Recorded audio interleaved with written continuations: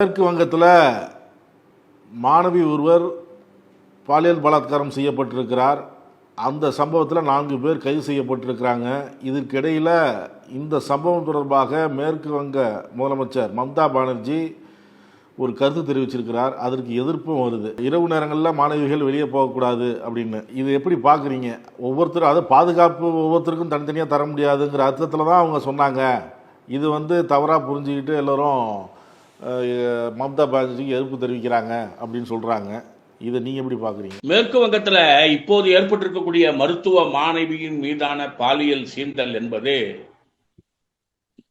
மேற்கு வங்கத்தில் சட்டம் ஒழுங்கு சரியில்லை, மம்தா பானர்ஜி அக்கறை காட்டவில்லை என்று பிஜேபி குற்றம் சாட்டுகிறது. பிஜேபி என்ன குற்றம் சாட்டுறதுடைய நோக்கம்னா 2026 மேற்கு வங்கத்தில் மம்தா பானர்ஜியை வீட்டுக்கு அனுப்பி பிஜேபி ஆட்சி செய்ய வேண்டும் என்பதுதான் அவங்களுடைய நிலைப்பாடு. நீங்க பிஜேபியில் இருக்கக்கூடிய தலைவர்கள் பேட்டி கொடுக்குற ஆட்கள் பார்த்தீங்கன்னா கணிசமா மேற்கு வங்கத்தில் மம்தா பானர்ஜி கிட்ட இருக்கக்கூடிய தலைவர்கள் இடம் மாறி அங்க போனவங்க தான். முன்னாள் ஆளும் கட்சி இன்னைக்கு எதிர்கட்சி, அல்லது இன்னைக்கு அந்த இடி கேஸ் மூலமா அல்லது ஒழுங்கினம் மூலமா பிஜேபிக்கு போய் தன்னுடைய பெயரை நிலைநாட்டியவர்கள்.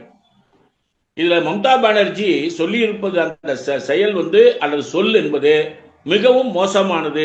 அதை வரவேற்க முடியாது.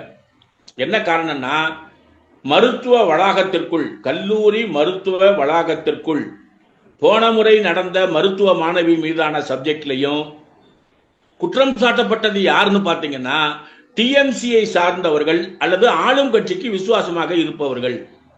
வளாகத்துக்குள்ள அவர்களை கொண்டு வராமல் மறைப்பதற்கான எல்லா முயற்சியும் மம்தா பானர்ஜி செய்தார்கள் என்பது வாசகர்கள் இந்த நேரத்தில் ஞாபகம் வச்சுக்கணும். அப்போ எவ்வளவு பொறுப்போட ஒரு ஒரிசாவிலிருந்து படிக்க வந்திருக்கக்கூடிய ஒரு பெண்ணினுடைய மருத்துவ மாணவியினுடைய பாதுகாப்புக்கு பொறுப்பேற்க வேண்டிய முதலமைச்சர் இந்த இரவு நேரத்தில் பாதுகாப்பின்மையை உறுதி செய்யாமல் வெளியே போனதுதான் இந்த காரணம் என்று சொல்வது, அவங்களே சட்டம் ஒழுங்கு மோசமாகத்தான் இரவில் இருக்கும் என்பதை ஒப்புதல் வாக்கு மூலமாக கொடுத்திருக்கிறாங்க.